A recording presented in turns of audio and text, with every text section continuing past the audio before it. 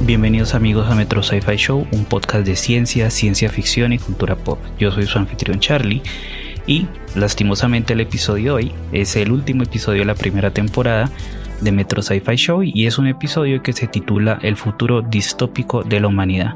Bueno, este episodio es un episodio un tanto diferente, considero yo, ya que está basado más que todo en nuestras reflexiones personales, claramente con un poquito de investigación y muchas salen las heridas. Pues para este episodio tendremos en cuenta los acontecimientos a nivel mundial del último año, incluyendo lo que sucede actualmente en Colombia. Y quizás se preguntarán, ¿por qué hablar de distopía? ¿Qué pitos toca esto? Bueno, no creo personalmente que se necesite un porqué en este caso, ya que pues todo el mundo ha visto lo que sucede a su alrededor, si viven en Latinoamérica o así no viven en Latinoamérica, la condición mundial está en declive. Y es muy claro que estos primeros 20-30 años del año 2000 van a definir lo que va a pasar en los próximos 100 años. Así como en 1900, los primeros 40 años de 1900 decidieron cómo hemos estado viviendo hasta el punto de hoy. Entonces, en caso de que se necesite un porqué, consideramos de que hay que conocer muy bien nuestra historia para no volver a repetirla y estar atentos a los cambios que están pasando frente a nuestros ojos, ya que tenemos que ser muy conscientes y capaces, hasta cierto punto, de prevenir la distopia que tenemos enfrente. Bueno, y claramente estamos aquí con Julie. Julie, ¿cómo estás el día de hoy? Oli, muy bien. Por acá un nuevo día en Colombia. Un nuevo día tratando de escapar de Latinoamérica, como dice el meme. Sí, nos volvimos literalmente ese meme. Sí, literal. Y te quería preguntar, ya sabes que este es el último episodio, ¿no? Ya se acabó la primera temporada, ya episodio número 20. Sí. Sí, hace como un episodio habíamos hablado ya de que ya se está acabando la temporada. Uh-huh. Pasó medianamente rápido. Pues ni tanto, pues porque ha pasado, pues, aunque bueno, sí, en pandemia y en las circunstancias en las que estamos, el tiempo pasa relativamente rápido. Sí, o sea, bueno, se ha alentejado un poquito ahorita por lo que está pasando en el país, ¿no? Que uno como que no sabe ya si los días van a pasar rápido, ¿no? Y uno como que quiere que se acaben los días porque le da desespero. Sí, es cierto. Pero bueno, ahora sí entrando en tema, ¿tú qué opinas de lo que es una distopia y de lo que está pasando no solo en Latinoamérica, sino a nivel mundial?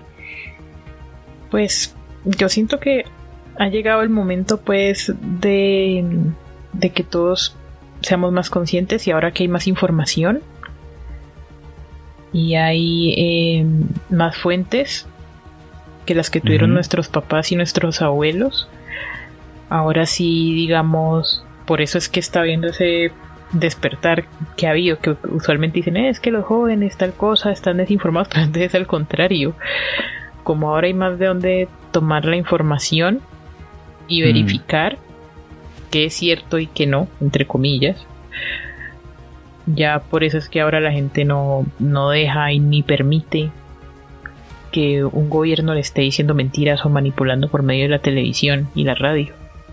Sí, eso sí es muy cierto. Y lo peor es que uno dice, no, eso, cuando uno habla de sociedades distópicas o distopía, uno piensa es como en la ciencia ficción, ¿no? Donde exageran las características de un gobierno distópico, pues porque no, hay varios tipos de gobierno distópicos o cuerpos de estado distópicos, que es lo que vamos a hablar un poquito más adelante, como pues por la parte de investigación que siempre hacemos, pero...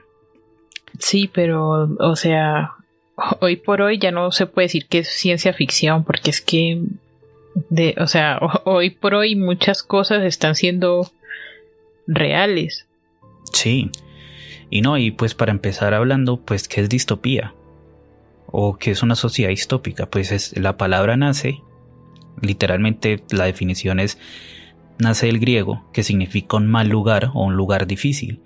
Y es en esencia una sociedad o una comunidad que está sometida pues a eventos indeseables y que está regida por medio del miedo, la violencia, la desigualdad, y esto es ejercido por un gobierno autoritario o un gobierno negligente, ya sea el país o el reino de lo que estemos hablando, y esto agrava las condiciones en las que vive la población. Y pues yo no sé si les suene un poquito familiar a los que están escuchando, a nuestros oyentes.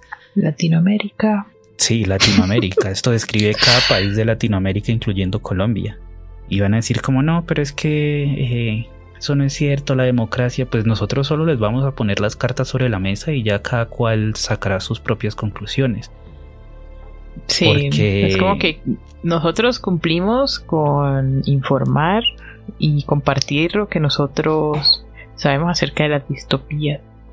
Sí, y bueno, y la distopía, ¿de dónde nace? Esto fue propuesto por Sir Thomas More en 1516 y él escribió hizo un trabajo, un escrito, no sé si sea un libro, que se llama Utopía. Y este escrito o este libro, él simplemente lo utilizó para describir cómo sería una sociedad o cómo sería un gobierno benévolo o beneficiente, el cual genere una sociedad o una comunidad ideal. Y esta comunidad ideal tendría un crimen mínimo, no violencia, educación, erradicación de la pobreza, y pues todo a lo que aspiran todos los gobiernos, ¿no? Sí, es como el panfleto que le dan a uno los... ¿Cómo se llama? Sí, cuando uno va a votar. ¿Cómo se llaman los papeles? La imagen del mundo perfecto que le dan a uno los testigos de Jehová, que hay tigres ahí viviendo con uno. No, y no solo eso, que cuando van a hacer campañas presidenciales, lo que pintan todos los políticos, la utopía, pues, todo perfecto, educación para todos, no más violencia, no más pobreza, nos pintan un escenario utópico. Entonces, a raíz de lo que es una utopía, nace la contraparte, ¿no? El lado oscuro, que es la distopía. Y la distopía, o una sociedad distópica, es algo que vemos en muchas películas de ciencia ficción. De hecho, que 9 de cada 10 películas de ciencia ficción ocurren en una sociedad distópica. Pero entonces, ¿qué es una sociedad distópica? Pues todo lo opuesto. Una sociedad que está regada por el miedo, por violencia, por un gobierno negligente, un gobierno que mata a los ciudadanos, un gobierno que silencia la libertad de expresión, un gobierno que controla los medios y un gobierno que simplemente vela por el bienestar de unos pocos. O sea, un gobierno autoritario, por decirlo así, aunque no todos los gobiernos distópicos son autoritarios. Hay unos que también son negligentes, pero eso no les quita pues el rasgo distópico como tal. Y si nos ponemos a ver lo que se intentó hacer con la Revolución Francesa, que se logró hasta cierto punto, en 1789, es tener fundamentos de que se pueda tener una sociedad utópica como tal, donde se respeten los derechos y la libertad de expresión como tal de cada ciudadano. Que no simplemente esta libertad no sea de los reyes y de la gente pues de ¿cómo se dice? ¿Corbata blanca o de cuello blanco? De los nobles, entre comillas. De los nobles, sí. Sí, los ciudadanos que son más importantes que los ciudadanos del común. Sí, los que no son plebe, pues. Sí, los plebes tienen que pagar para que ellos puedan comer pavo rico en su casa, mientras los pobres siguen allá comiéndose una papa y dándole toda la plata al gobierno, mientras ellos... Dándole la plata a los señores feudales. Sí, y estar tranquilos allá. Y tienen que quedarse callados, ¿no? Porque pues... Sí, porque si no los cuelgan. Pero bueno, tenemos que tener en cuenta que la distopía no es un lugar como tal, ¿no? La distopía es una ideal como tal, igual que la utopía, y es más que todo una advertencia. De hecho, muchos politólogos concuerdan que para definir una distopía hay que tener primero una definición concreta de lo que sería un buen gobierno, y esto fue lo que hizo Sir Thomas More. Y también hay otro escritor que se llama George Orwell, que sacó un libro que se llama 1984, que es un libro excelente que trata estos temas, y de hecho basado en ese libro salieron libros como Fahrenheit 451 y muchas películas de ciencia ficción. Y él decía que existen 3 tipos de gobiernos distópicos o 3 tipos de distopías. Y yo sé que ustedes me van a escuchar y ustedes yo no voy a decir nada, eso va a caer en ustedes, identificar en el país en el que viven, ya sea Colombia o lo que sea, y se les va a parecer algo muy, muy, muy familiar de hecho. Bueno, para empezar, el primer tipo de gobierno distópico o estado distópico se llama distopía con gobiernos de exceso de poder, o un gobierno con exceso de poder. Y este gobierno se mete con la libertad de la gente y sus derechos. Están regidos por estados autoritarios que censuran los derechos de expresión, y prácticamente las personas no tienen derecho a expresarse. Y esto, un ejemplo en la vida real, si se me permite decirlo, sería Siria y Rusia, donde las personas están completamente censuradas, donde tú no puedes decir, y China también en cierta parte, porque tú no puedes decir nada porque de una vez cárcel. Corea del Norte también. Corea del Norte, sí, esto sería la distopía con gobiernos con exceso de poder. Venezuela hasta cierto punto también es esto, es una distopía de un gobierno con exceso de poder. Y esto nos lleva al segundo gobierno distópico, tipo de gobierno distópico, que se llama una capitocracia. Es una capitocracia es un estado no autoritario, no es como el otro, o sea, no son tan obvios, sino que ellos quitan los derechos por medio de sistemas económicos y por medios de manejo de la bolsa y del mercado. O sea, más que todo por el lado capitalista, por eso se llama capitocracia.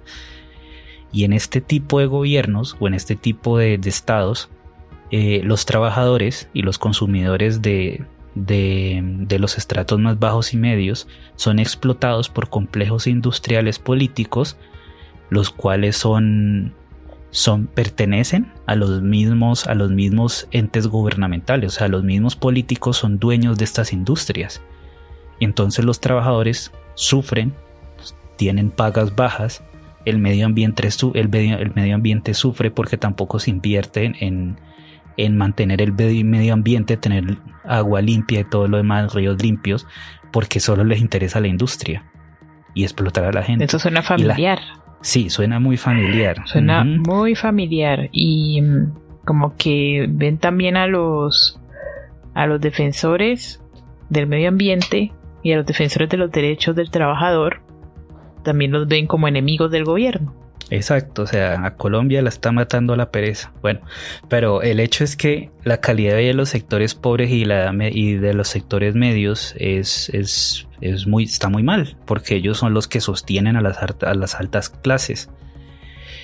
Y si vemos un ejemplo de esto, aunque no es un ejemplo muy claro, pero es un ejemplo que me gusta dar, o me gusta pensar, es WALL-E. O sea, porque fue una película que no sé si todos se la han visto.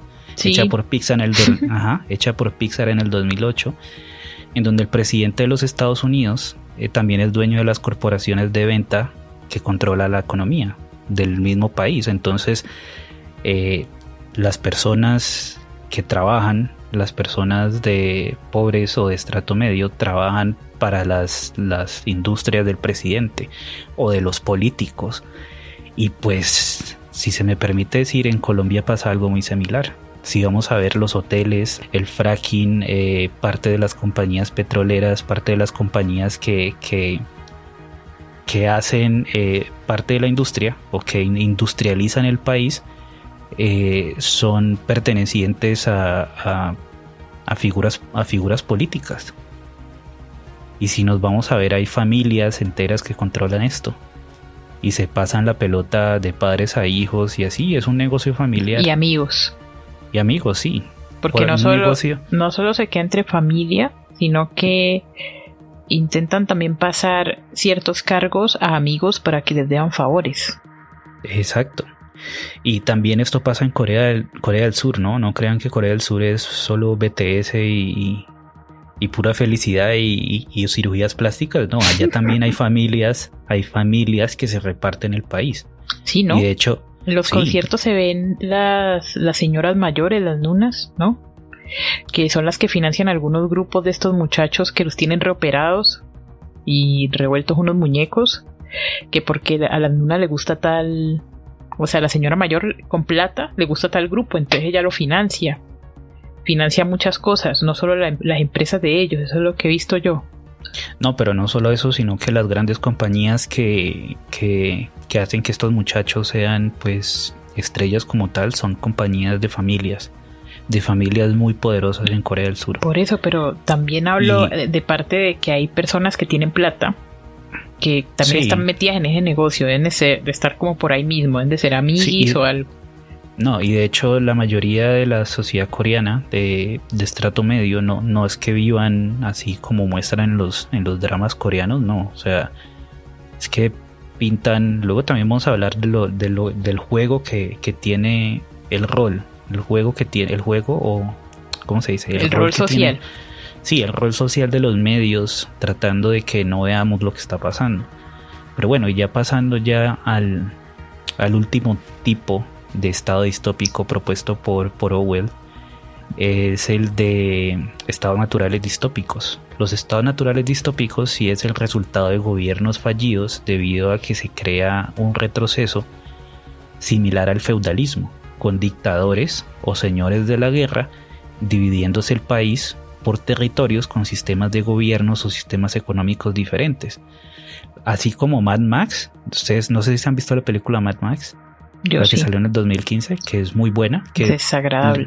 Es desagradable, sí, pero muestra lo que es el resultado de un estado natural distópico, con señores de la guerra dividiéndose un país, y si tú cruzas una frontera o algo, te mochan la pata, te mochan la cabeza, y lo que pase ahí, prostitución, violación de derechos humanos y todo eso es permitido por los señores de la guerra, que se reparten su pedazo de tierra. Y uno creería que eso no pasa en el mundo actual, pero sí pasa. Un ejemplo de esto es lo que ocurre en Somalia, en donde los señores de la guerra se reparten las aldeas y es un país dividido por la guerra, el hambre y la desigualdad. Y es netamente también patriarcal. Exactamente. Entonces esos son los tres tipos de estados distópicos que, si ustedes se ponen a ver, la mayoría de países tienen características de esto. Entonces, yo sé que ningún estado, ningún gobierno es perfecto, pero con lo que está pasando hoy por hoy a nivel mundial, uno podría decir que los gobiernos mundiales de hoy por hoy son más distópicos que utópicos, porque se ven más violaciones de derechos humanos y se ven más repartición de bienes de una forma desigual que otra cosa. Sobre todo en Latinoamérica o países tercermundistas o países no industrializados como tal. Aunque también en Estados Unidos y Canadá se ve un poquito esto, pero pues esos ya son países que son superpotencias y tampoco es que entren del todo en esta imagen. Aunque si nos ponemos a hablar por la parte de la violencia y la violencia policial, que también vamos a hablar de eso también, ahí también les cae el guante. Sí, ellos tienen como sus distintos problemas, ¿no? O sea, más fuertes que digamos que algunos problemas que tenemos aquí. Aquí tenemos como de todo un poco, ¿no? Sí, pero a la larga... Ellos tienen más fuerte lo del racismo, lo de las clases, pero como entre la gente ahí del común. No, pero acá también hay mucho racismo y no, obvio sí, por eso digo, ellos tienen unos más fuertes que otros, pero aquí tenemos todos reunidos. No, y lo que pasa es que obviamente no todos los gobiernos son distópicos, algunos tienen, o sea, todos tienen rasgos distópicos, pero unos tienen más que otros. Y si nos vamos a Latinoamérica, pues acá nos ganamos el baloto de la distopía. O sea, esto acá es una parranda distópica. Entonces, la pregunta del millón es, ¿estamos viviendo en una distopía en este momento y no nos hemos dado cuenta? Sobre todo en Latinoamérica, yo digo sí, 100% sí. Porque, en mi opinión personal, ¿no? Ahí están las definiciones. Si ustedes quieren entrarse y sentarse a mirar, a leer, a investigar, van a ver que muchos de estos rasgos de gobiernos distópicos, autoritarios, no autoritarios, capitocráticos, autocráticos y todo lo demás, son rasgos que se repiten mucho en Latinoamérica, no solo en Colombia, sino Venezuela, Argentina, Brasil. ¿Ya dije Colombia? Colombia. Colombia, y sí. Colombia. Y Colombia otra vez. El hecho es que mucha gente de pronto se lo niega porque o sea, no es algo que uno quisiera escuchar. ¿O tú qué opinas, Yuli? Pues en mi opinión personal no vayan a creer pues que esta es como una opinión de podcast, sino mía. Uh-huh. Yo sí pienso que Colombia está muy distópico. Pienso que tiene grandes rasgos de gobierno autoritario y me parece muy obvio, pero yo sé que hay muchas personas que piensan que no, que eso en verdad no pasa, que muchas personas quieren las cosas regaladas, pero yo me pregunto, ¿regalado qué no? Porque no, sobre todo en un país con tanta desigualdad. Sí, ¿regalado qué? Si aquí a todo mundo le toca trabajar por igual para poder subsistir. Aquí a nadie le regalan nada. No es como en Canadá o en Suiza que tienen el servicio médico gratis. Exacto. Aquí dicen, no, que es que hay CISBEN, que es que hay universidad pública, pagan 70,000 pesos pagan 70,000 pesos por ir a estudiar, y que el de los impuestos de todos, que el SENA, que no sé qué. Sí, pero ustedes no se han puesto a pensar que las personas hay personas que no pueden vivir siquiera con 300,000 pesos. Hay personas que tienen que salir a vender dulces. Hay personas que tienen que ver cómo hacen para mantener a sus hijos, para mandarlos a una universidad, para darles para el transporte. Y un 300,000 pesos o menos no alcanza. No alcanza ni siquiera para una sola persona. Yo no sé dónde vivirán las personas que ganan menos de 300,000 pesos, que es mucho menos del mínimo. Y hay mucha gente aquí en Colombia que gana menos del salario mínimo porque no hay trabajo y les toca sacar un puesto de arepas, o les toca sacar un puesto de dulces, o le toca vender revistas de esas de Avon o algo así para ayudarse. Sí, eso es cierto. Y aparte, pues hablando del dinero, eso nos lleva al otro punto que es algo que caracteriza mucho una distopia, porque la distopia no solo tiene sus rasgos gubernamentales o de estado fallido como tal, o de estado negligente, sino que algo que juega un rol muy importante es la economía.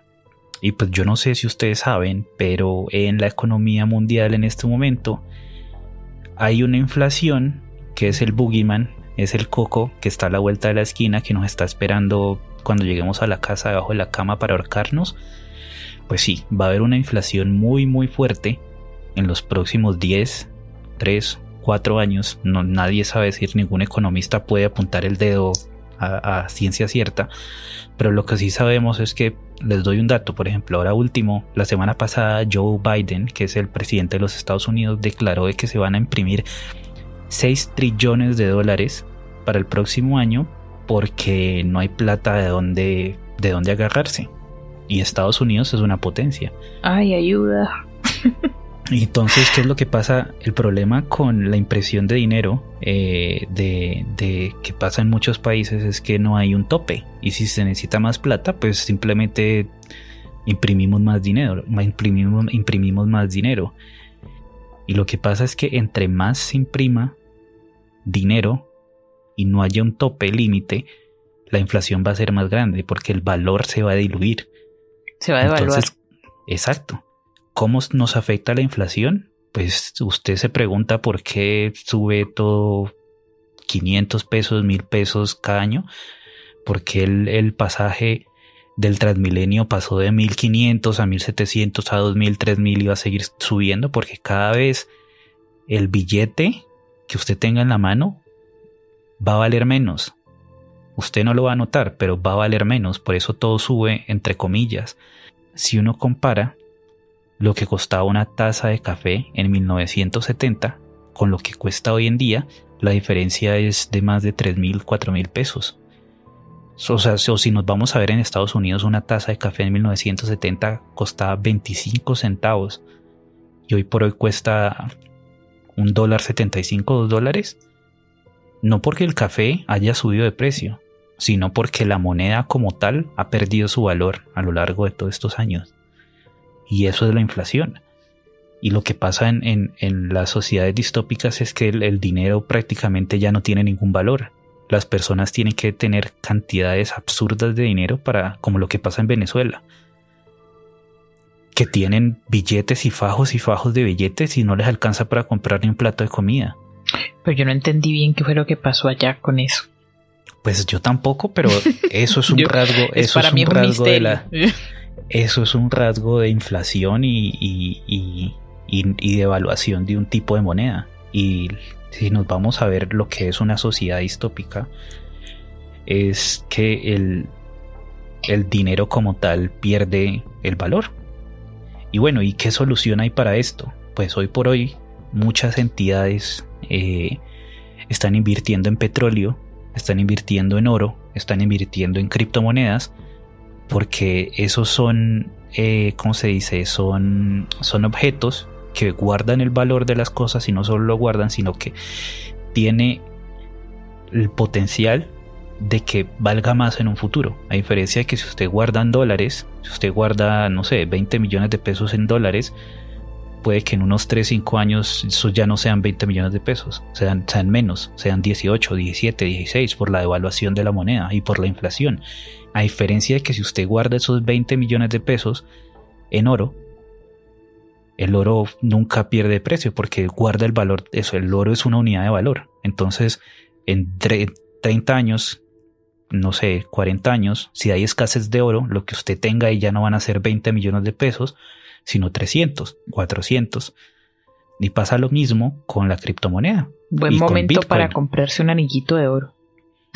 Sí, o si ustedes saben del mercado de criptomoneda o para invertir en el mercado de stocks, pueden hacerlo. Que eso es una forma de prevenir la inflación, que pues ya está prácticamente a la vuelta de la esquina. Y bueno, y un dato curioso es que descubrieron un asteroide, ¿no? En el cinturón de Oort. ¿Cinturón de Oort? Sí, creo que era en el cinturón de Oort, no en el cinturón de asteroides. En la nube de Oort, que es la que está más allá de Pluto, más allá, lejitos. Y descubrieron un asteroide que está lleno, pero teteado de metales preciosos, ¿no? Lo descubrieron, creo que fue el año pasado, hace 2 años, y tiene tanto oro como para que cada persona del planeta Tierra tenga 93 billones de dólares. Cada persona. O sea, tiene tanto oro. Tiene como un valor como de 5.000 o 3.000 veces lo que tenemos la Tierra aquí en oro y en materiales preciosos. Y se estima que tiene un valor de 700 quintillones de dólares. O sea, eso es plata inimaginable. El problema es quién va a agarrar eso, ¿no? No, hay planes para minarlo, pero el problema es que lo que pasa es que si lo minan y si hay exceso de oro y exceso de metales preciosos, y eso van a perder su valor, y eso ya va a querer generar otro problema. O sea, el asteroide no nos va a resolver los problemas económicos. Entonces, ya que hablamos de economía y los tipos de gobiernos distópicos, hay otra cosa muy clave, que es lo que literalmente va a estallar la chispa de la desigualdad, que es las nuevas tecnologías. Y cuando hablo de nuevas tecnologías, vamos a hablar en particularmente de dos tipos de tecnologías que lo que van a hacer es o mejoran toda la sociedad o nos vamos todos para el infierno y nos lleva el diablo, como dicen vulgarmente. ¿Tú sabes qué es CRISPR, Julie? Había escuchado algo que tenía que ver con la manipulación genética. Correcto, exacto. Aunque pues yo no soy biólogo molecular o genetista, pero pues les voy a intentar explicar lo mejor que pueden, que consiste. O sea, en sí, el CRISPR es un mecanismo inmune que tienen algunas bacterias y arqueas para identificar un ADN viral que sea de bacteriófagos. Los bacteriófagos son son como viruses que atacan las bacterias y ellos llegan y tienen como patitas, parece un cosito geométrico, es un tipo de virus y ellos llegan y atacan las bacterias y inyectan su ADN viral y ese ADN viral hace que las bacterias, en vez de producir sus propias proteínas, producen más viruses. O sea, lo que hace un virus es alterar una fábrica, es como meterse una fábrica de zapatos y engañar a todos los de adentro para que al final no terminen siendo zapatos, sino que terminen construyendo armas. Eso es lo que hace un virus. Se mete una célula a una bacteria y la engaña para que la célula no produzca de sus cosas normales, sino que termine ensamblando más viruses. Y al final la célula muere o la bacteria muere y salen más de estos a infectar otro lado. Eso es lo que hace un virus. Sí, o sea, son los hijos de madres. Y eso es, o sea, eso es lo que hacen estos bichitos.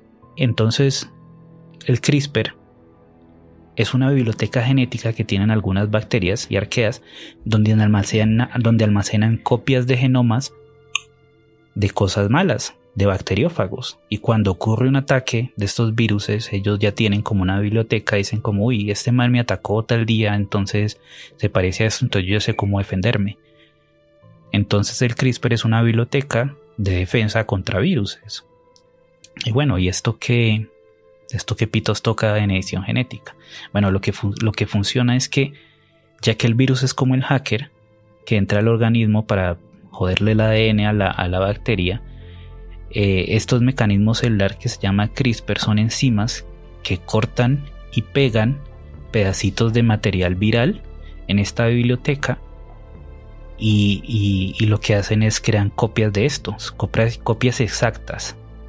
Entonces el CRISPR se utiliza para hacer como un copy-paste de material genético en vivo, por decirlo así. Entonces esto se utiliza para hacer copy-paste de materiales genéticos de ADN humano para editar el genoma, para editar genes, o sea, corregir genes o ya sea crear genes nuevos.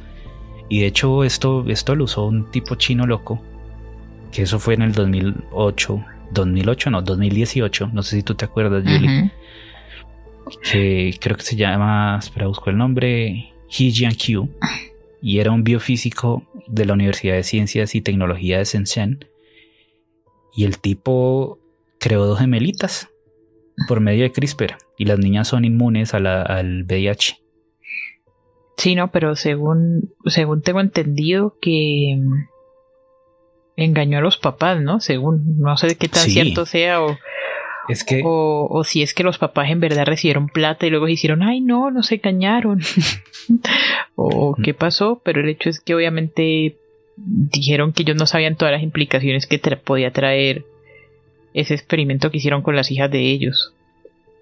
Sí, o sea, el tipo utilizó CRISPR, que como les dije es como un copy-paste de material genético, y editó estas 2 bebés cuando estaban en su estado embrionario, 2 gemelitas, y hizo pues que nacieran, y al tipo le dieron cárcel, le dieron prisión por prácticas ilegales médicas. Funcionó, lo cual es algo muy, o sea, hasta donde sabemos, ¿no? Porque las niñas están en observación. Están en observación porque no se sabe, jugando con el ADN, digamos que son inmunes al VIH, pero no sabemos en 15 años qué problemas genéticos van a desarrollar las niñas. Y cada año les hacen screening, como un mapeo genético muy riguroso para ver que no haya ningún problema. Y de hecho, una de las inventoras, las que descubrió esta tecnología CRISPR, que se llama Jennifer Doudna, y ella ganó el premio Nobel de Química o Bioquímica en el 2020, creo que fue 2019, bueno, recientemente. Ella piensa firmemente que permitir que se utilice CRISPR para editar células germinales, que quiere decir esperma y óvulos, tendría consecuencias desastrosas, porque si volvemos otra vez al panorama distópico, ¿ustedes quiénes creen que van a utilizar estas tecnologías para editar a sus hijos? No va a ser el celador, no va a ser la enfermera. No va a ser el campesino, no. No va a ser el campesino, no va a ser el profesor, no va a ser las personas estudiantes. No, exacto. Va a ser la gente con mucha plata y con mucho poder que pueden decir: yo quiero que mi hijo salga súper inteligente, quiero que hagamos súper soldados, quiero que mi progenie sea perfecta, que tenga los mejores ojos, las mejores facciones, y no solamente eso, sino que tengan mejor sistema inmune. Sistema inmune, sí, que tengan una ventaja biológica por encima del resto de la población. Y Jennifer Doudna, ella piensa que esto va a ser o sea, si esto se permite, tendría consecuencias catastróficas en lo que es la jerarquía social. Imagínense, si ya estamos jodidos, así como estamos. Sí. Ahora imagínese alguien que ya sea superior de verdad. O no solamente eso, o sea, pónganse a mirar un tipo loco, un dictador, que diga: no, pues yo voy a volver a toda mi familia, a los que a mí me gusten, los voy a volver inmunes a este virus, y vamos a hacer terapia génica con CRISPR. Simplemente me siento aquí, me inyecto esto y espero a que funcione, o me tomo una pasta o lo que sea, y simplemente va a tener un virus y toda la población va a estar afectada excepto nosotros. Y si quieren la cura, pues... Y si quieren la cura, pues trabajen. O si quieren la cura, luego yo me hago el que la voy a traer al país. O sea, lo más retorcido que se puedan imaginar es algo que podría suceder factiblemente si esto se llega a permitir. Sí, tienen que trabajar no sé cuántas horas al día, y cuando las cumplan, ahí sí les vamos a dar la vacuna. Exacto. O sea, es lo más retorcido que uno se pueda pensar, esto puede suceder. Y bueno, y pasando de CRISPR, otra tecnología que me tiene a mí pensando es el Neuralink, ¿no? Ay, sí. No sé si ustedes sí han visto tú te viste el video del miquito, ¿no? ¿Lo quieres explicar, Julie? El monito, bueno, nosotros decimos miquito, ¿no? Pero es un monito que estaba jugando o sea, le daban un premio, le instalaron el Neuralink y le daban un premio cada vez que él jugaba, o sea, le ponían un videojuego y él lo tenía que jugar hasta que se acostumbrara, digamos, el chip a los pensamientos de él, y luego él podía jugar ya sin control. Y le dan un premio como un banano con crema de maní. Sí, como pues un premio para saber que hizo un buen trabajo. Sí.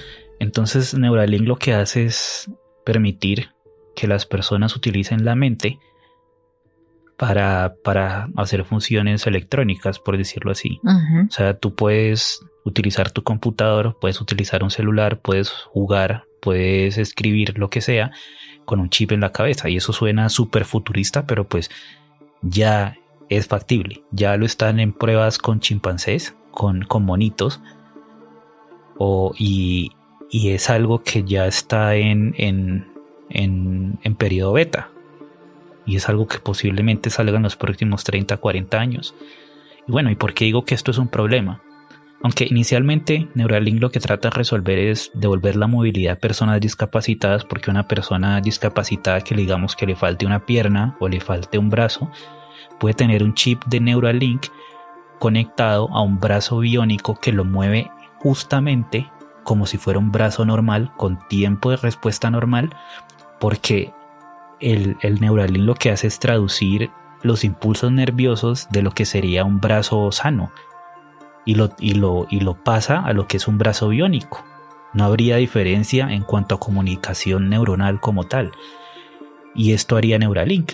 También trataría el Alzheimer y enfermedades degenerativas neuronales de personas que queden en cuadraplégicas o lo que sea, podrían volver a caminar con un exoesqueleto conectado a un Neuralink. O sea, las posibilidades son muchísimas, y eso obviamente podría mejorar mucho la calidad de vida para las personas que tengan este tipo de discapacidades. El problema es qué hace un gobierno o qué hace un multimillonario con la información neuronal o con la capacidad de alterar tu cerebro a gusto. Eso es otra cosa. Así como están abiertas las posibilidades a las cosas buenas, está abierta las posibilidades a las cosas malas. Sí, eso da mucho miedo. O sea, un gobierno que tenga control sobre tu cerebro o sobre tus pensamientos, sobre tu capacidad motora, y que con un botón te estalle en la cabeza, así como uno ve en las películas de ciencia ficción como Elysium. No sé si la han visto, es muy buena. Eso da miedo. O sea, sí resuelve muchos problemas, pero pues no sé si la gente se ha sentado a preguntar qué problemas van a salir a raíz de esto. Y sobre todo porque Elon Musk ha sido últimamente un poquito sociópata. Un poquito, ¿no? Un poquito nada más, porque pues yo no sé si ustedes sabían que la mayoría de los multimillonarios son personas que son catalogadas como sociópatas, porque a ellos no les importa pasar por encima de lo que sea que tengan que pasar con tal de conseguir su punto, su meta, ¿no? Entonces ha habido últimamente mucha controversia con Elon Musk. O sea, los dejo para que ustedes entren e investiguen por su cuenta si les interesa, porque el tipo lo que está haciendo es manipular el mercado de criptomoneda por medio, o sea, utilizando Tesla y utilizando Bitcoin como anclaje como tal, y muchas personas han perdido mucha plata porque el tipo simplemente entra a Twitter, dice barbaridades, el precio de la criptomoneda cae, que supuestamente las criptomonedas deberían ser algo descentralizado que ayude a que las personas tengan o sea, tengan dinero independientemente de una entidad que controle el precio de las cosas, ¿no? Pero pues si Elon Musk simplemente el día que le da la gana entra a Twitter y hace caer el precio desde el mercado de la criptomoneda, pues entonces todavía no estamos en ese futuro que creemos que estamos, ¿no? Entonces se los dejo ahí como para que ustedes lo investiguen si les interesa, pero el hecho es que los multimillonarios como Elon Musk, así se haga lo que estén haciendo con SpaceX, con Tesla, con Neuralink, no es lo que uno cree. Y obviamente si usted dice que se quiere hacer poner un Neuralink, usted tiene que tener mucho cuidado, porque obviamente así Neuralink sea propiedad de Elon Musk vive en un país y está sujeto a unas leyes y unas normas del gobierno o del estado donde él esté viviendo, o donde esté su compañía. Y si así como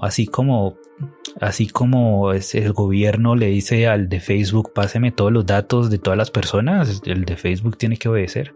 Exacto, y se imagina que ya luego uno no pueda tener como nada privado. Es como que uno piense, no, es que el presidente de mi país es un cerdo, y que luego lo tachen a usted, que haya alguna alarma o algo, alguna etiqueta como de persona peligrosa o algo así. Sí, como en Minority Report, más o menos. Pero el hecho es que yo no sé ustedes, amigos, pero el panorama pinta gris, pinta bastante gris. Y si nos vamos por otro lado, está el tema de la violencia policial, que si ustedes viven en Colombia, ustedes ya saben qué es lo que está sucediendo aquí. Si no viven aquí, los invito a que miren no las redes sociales, sino como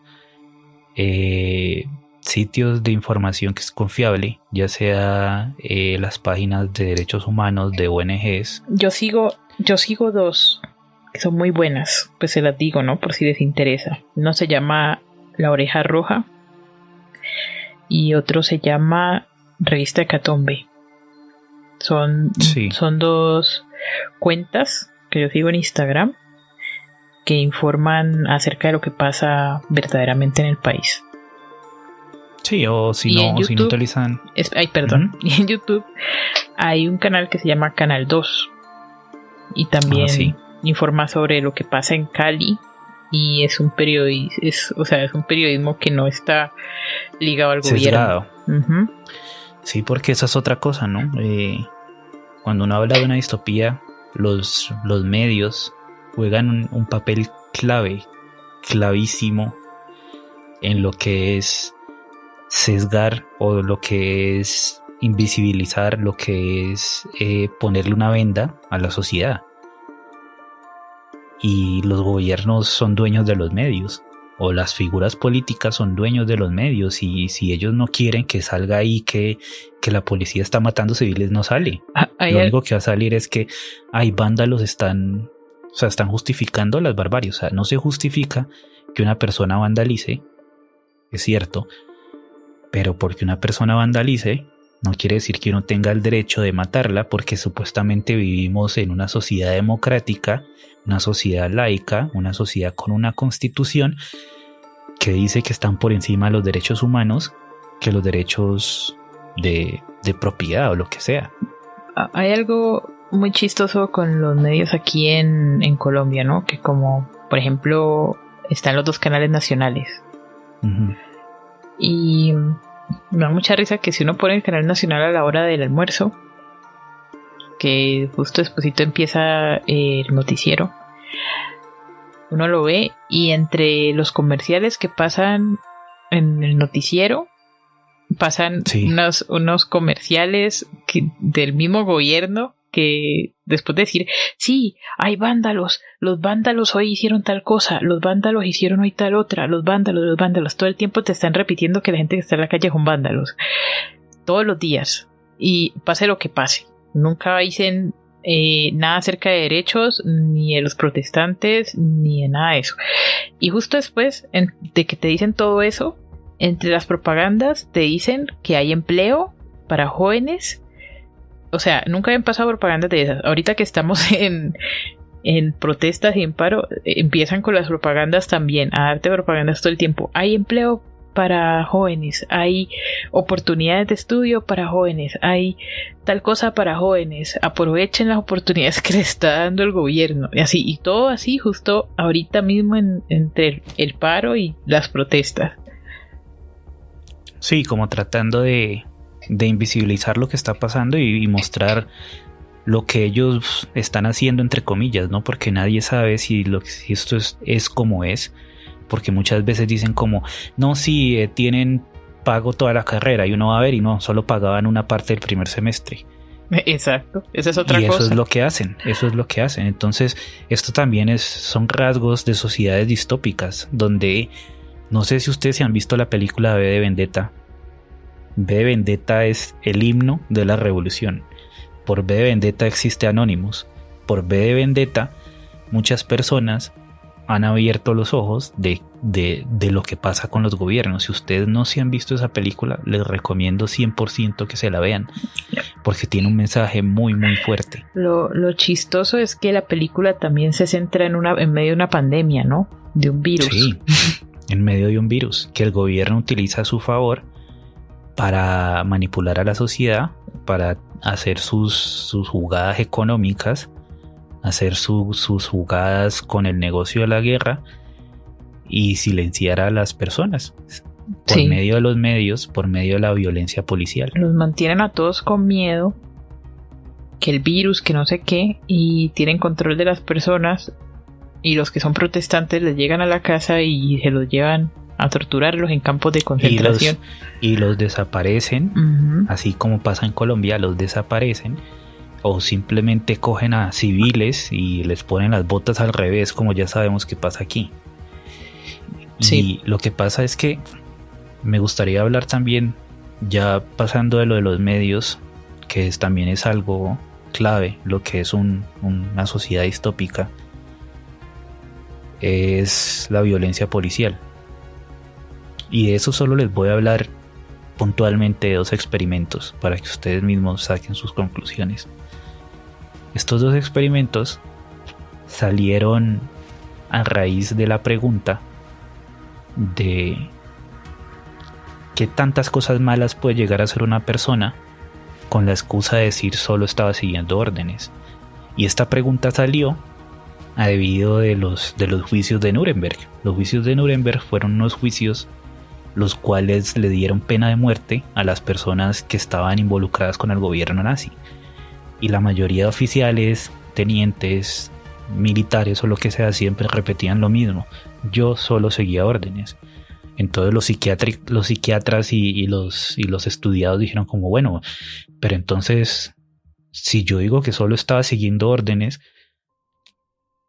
¿cuál es la diferencia? O sea, ¿hasta dónde llega el punto donde yo digo estoy siguiendo órdenes a que yo cojo una metralleta y mate un montón de niños?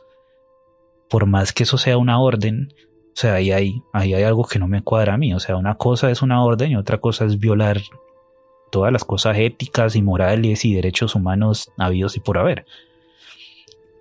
Entonces, a raíz de esto, salieron 2 experimentos que fueron entre los 60 y los 70. Y el primer experimento se llama el experimento de Milgram. Y este experimento demostró que cuando usted coge una persona y le da una autoridad, o esa persona, aparte de ser una autoridad, tiene que responder a un Estado o responder a otras personas con una autoridad mayor, el ser humano prefiere causar daño a otras personas antes de que recibir cualquier tipo de castigo él mismo. Y este experimento se los voy a explicar muy rápido, pero lo que pasó fue que cogieron 40 personas. 20 personas eran, como decir, policías, o no, bueno, no policías, sino como 20 personas eran guardas de otras 20 personas, o sea, 20-20. Y estas 20 personas tenían que hacerles preguntas a las 20 personas que estaban encerradas. Si cada una de esas personas respondía mal, había un botón donde uno hundía el botón y generaba un electrochoque.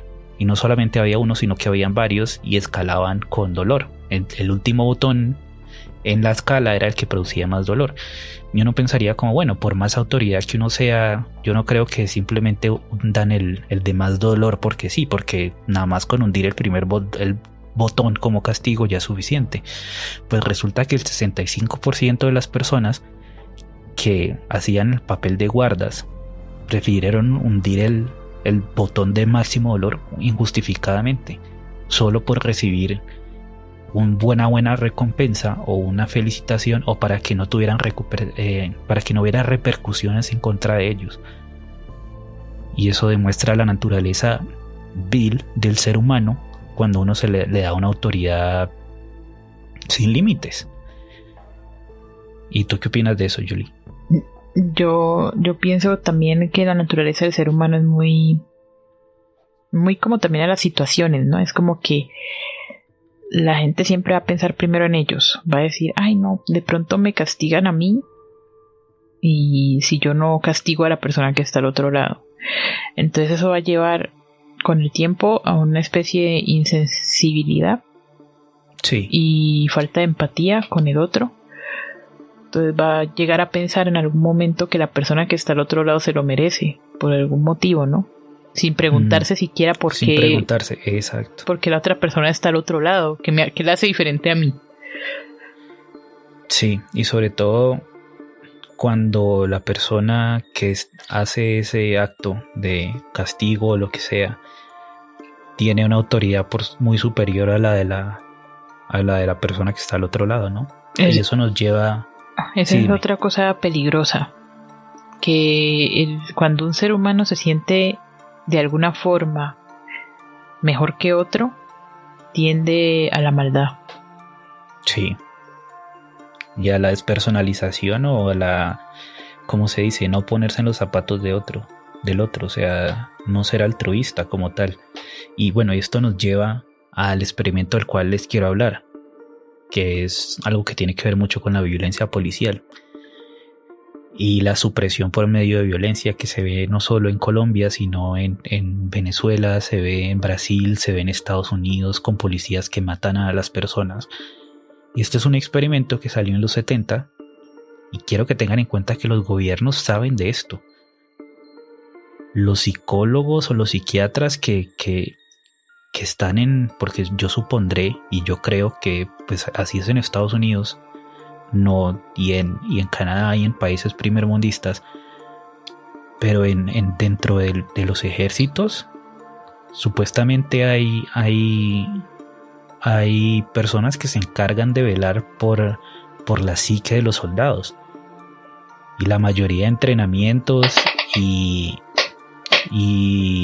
¿cómo se llama? Entrenamientos o proyectos o lo que sea, se hacen teniendo en cuenta qué tanto puede soportar una persona como soldado o como policía, o qué puede hacer teniendo en cuenta la autoridad que tiene.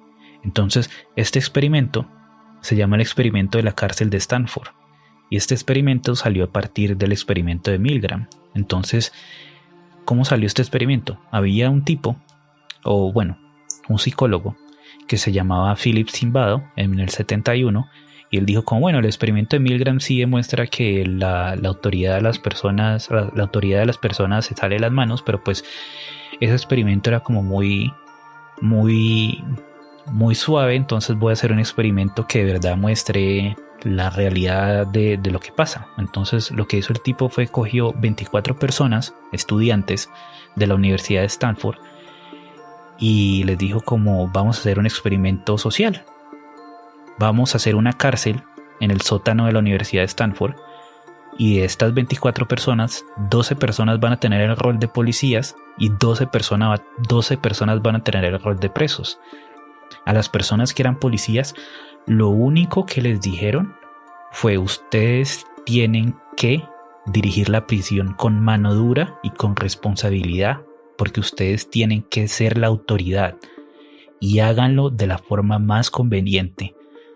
Nosotros les vamos a pagar $15, que a la conversión de la época son como unos $100 más o menos, al día, y ustedes van a trabajar como si ustedes fueran policías, como si ustedes fueran la autoridad de este gobierno, y ustedes van a someter a estos presos y van a hacer de cuenta que ustedes van a hacerlos pagar por lo que sea que ellos hayan hecho. Y el experimento supuestamente duraba 15 días y lo tuvieron que parar al 6º día, debido a la brutalidad y el abuso de autoridad por parte de los que hacían de policías.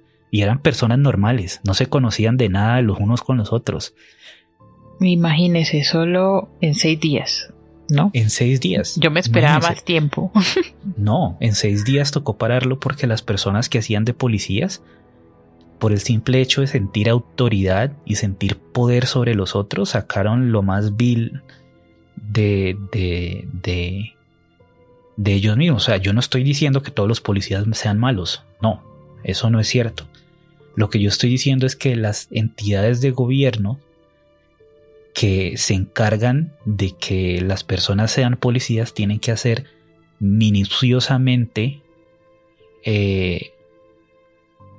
pruebas psicológicas, y tienen que decirle a las personas y encargarse de que ellos sepan que una persona con autoridad se sale de las manos, porque de alguna forma eso está intrínseca con la naturaleza humana, con nuestra naturaleza, que no es muy buena, no sé por qué, pero una persona con autoridad en raros casos no va a abusar de ella.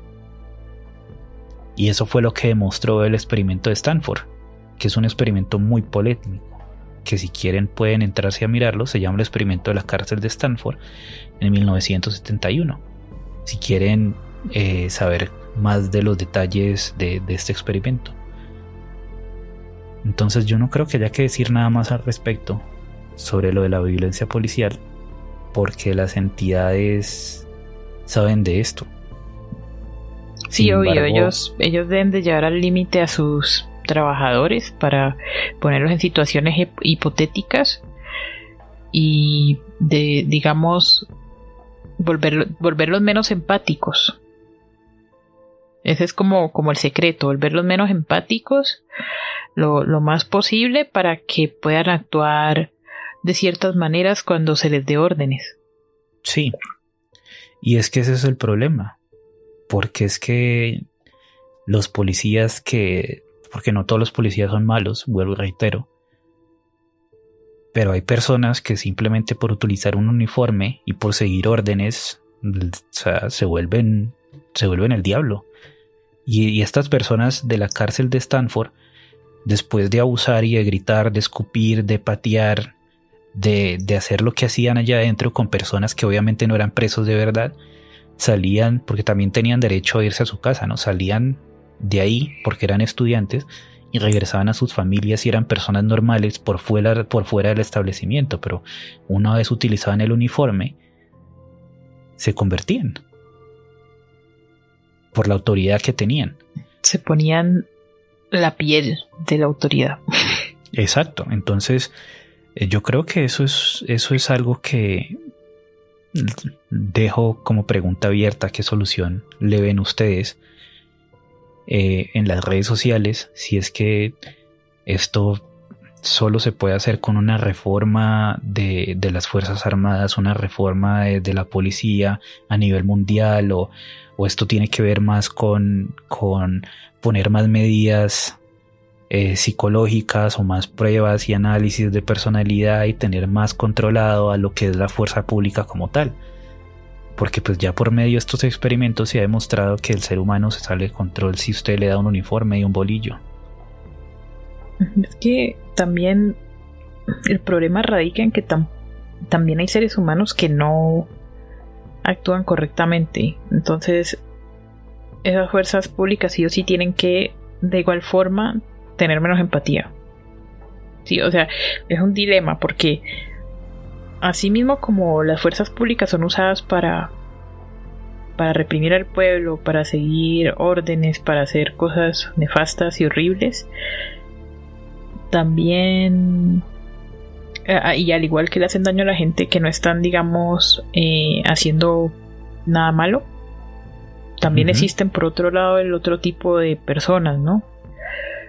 Que están las personas del común que son psicópatas, que hacen el mal, asesinos en serie, todo eso, y con eso sí no hay que tener, digamos, la empatía que se debe tener con un ciudadano normal. No, y ni eso, o sea, sí, pero también, digamos, una persona que sea un asesino merece un juicio justo por medio de la Constitución. Eso sí. Sí, entonces, sí es cierto, pero pues hay casos de casos. O sea, obviamente son mucho menos casos y yo también estoy de acuerdo con que debe haber una reforma en cuanto a las fuerzas públicas de países pequeños. No solo en países pequeños. Como por ejemplo el nuestro, en Estados Unidos también, que es un país grande, pero todo, como te digo, todo depende también como la situación, el momento en el que se esté pasando. Sí, aunque a la larga en la historia de la humanidad siempre se ha visto que los que tienen autoridad siempre ejercen su autoridad de manera errónea en cierto punto. O sea, no es que todos se tuerzan, pero la mayoría sí se tuercen en cierto punto. Sí. No sé si sea por el estrés relacionado con el trabajo. Yo digo que deberían hacer una nueva entidad que esté encargada de regular. Que sea regulatoria. Sí, eso sí estaría bien. Pero bueno, ya con esto yo creo que le damos punto de cierre a lo que sería una sociedad distópica. Y la pregunta es, ¿nos dirigimos a un futuro distópico peor? Pues tratando de no ser negativos, personalmente yo diría, podría que sí, podría que no, pero hasta el sol de hoy, más que sí que no, porque pues... Yo también opino, yo la verdad sí soy muy pesimista en cuanto a para dónde vamos, ¿no? Así como a las cosas con pandemia, la inflación, los problemas de corrupción, la oligarquía, los gobiernos capitocráticos, la autocracia. Sí, entonces sí, o sea, la rebeldía de Latinoamérica ahorita mismo, y eso va a afectar a todos, así la gente no crea. Los momentos por los que está pasando ahorita Latinoamérica, yo creo que va a haber un futuro en el que van a afectar a los demás países. Pues sí, pero no tanto, no creo. De pronto por medio de los tratados de libre comercio y eso, la escasez. Sí, pero yo creo que la inflación es algo que nos va a dar en la jeta, o sea, que les va a dar en la jeta a los países primermundistas, a los países grandes, pero a nosotros los países pequeños es algo que no va a ser un puño en la cara, sino un rodillazo. Entonces, pues ya con esto cerramos el último capítulo de Metro Sci-Fi Show de la primera temporada. Esperamos que les haya gustado. Tengan en cuenta que esto es una reflexión con opiniones personales, obviamente con algo de investigación, y pues les dejo ya la pregunta abierta a cada uno de ustedes, nuestros oyentes, si en sus opiniones como tales, si nos dirigimos a un futuro distópico peor, o si vivimos en una distopía en este momento, ya sea que ustedes vivan en Latinoamérica o fuera de ella o en otros países, pues sería chévere que se hicieran ustedes estas preguntas para que sepan qué se puede hacer. Bueno, ¿y qué se puede hacer, no? O sea, ¿qué podemos hacer para prevenir el futuro distópico que tenemos en la cara? Pues yo diría votar, ser conscientes de quiénes los gobiernan, leer, informarse, y si el gobierno les permite poner a ustedes allá arriba un presidente o un senador o un primer ministro, mírenlo con un lupa y lean la letra pequeña, porque no todo es lo que parece. De hecho, hay muchas personas que creen que la democracia es una ilusión. Yo no quiero pensar eso, pero muchas veces parece que lo fuese. Entonces está en nuestras manos, ya que vivimos en un mundo democrático, entre comillas, en algunos países, tenemos que utilizar esa ventaja, y utilizar la información y utilizar el conocimiento para saber quién decide, o sea, para saber a quién, o sea, para saber a qué persona vamos a poner a que nos gobierne. Y siempre hay que recordar que nadie va a ser perfecto, ¿no? Pero en lo posible uno intentar informarse y mirar los registros de las personas que van a estar en el poder y en la política. Claro, y no se queden con lo que pasan en los medios, porque los medios es algo que está completamente sesgado, y como ya les dijimos, la mayoría de gobiernos tiene rasgos distópicos, y lo que les muestran en los noticieros, lo que les muestran en los periódicos, no es la verdad, muchas veces. Entonces infórmense, entren a páginas de confianza, ya sean no sé, ONGs, páginas gubernamentales, páginas confiables, de fuentes confiables. Noticieros alternativos, o sea, tengan toda la imagen, no se queden solo con una cosa, para hacer como para tomar una decisión seria, como decir, votar. Entonces ya con esto terminamos el episodio de hoy. Muchas gracias por escucharnos, estén atentos porque vamos a hacer un poll en las redes sociales o una votación sobre los siguientes episodios o los temas de la segunda temporada. Entonces gracias, Julis, por estar con nosotros toda esta temporada de Metro Sci-Fi Show. Gracias, yo espero que los próximos episodios sean mejores y pues nada, siempre manténganse curiosos. Bueno, hasta la próxima. Y muchas gracias por escucharnos. Recuerden que nos pueden escuchar en Google Podcasts, iTunes, Zencaster y la mayoría de plataformas de audio stream, Spotify también. Y nos pueden seguir en Metro Sci-Fi Show en Instagram y Fi Metro en Twitter. Bueno, muchas gracias nuevamente por acompañarnos en esta primera temporada y hasta la próxima.